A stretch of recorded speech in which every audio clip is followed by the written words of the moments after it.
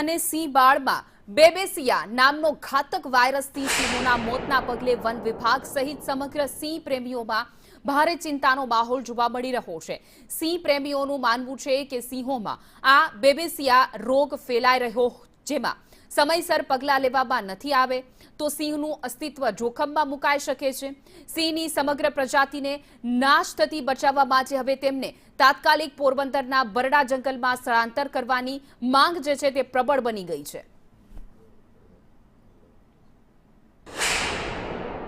આજ તો એ કહેવાનું હતું કે જે ગીરમાં જે બેબેસિયા નામનો જે સિંહોમાં વાયરસ આવ્યો છે અને વાયરસને લઈને સિંહ અને સિંહ બાળના જે મૃત્યુ થયા છે એને લઈને સિંહ પ્રેમીઓમાં એક સરસાનો વિષય બન્યો છે કે જે ગીરના સિંહો છે